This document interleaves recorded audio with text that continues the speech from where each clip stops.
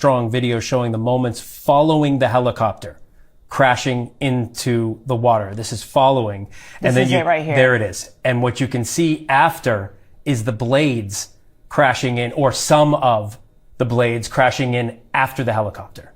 So the chopper came down, and then you see, guys, can you tell me if that is the chopper that we see? There it is. Okay, so that first splash you saw in the forefront is the helicopter. The second splash you saw that looks to be, I don't know, 40, 50 yards away from it, with blades. A little bit of a distance away. Came down separately. We spoke to a woman named Danny.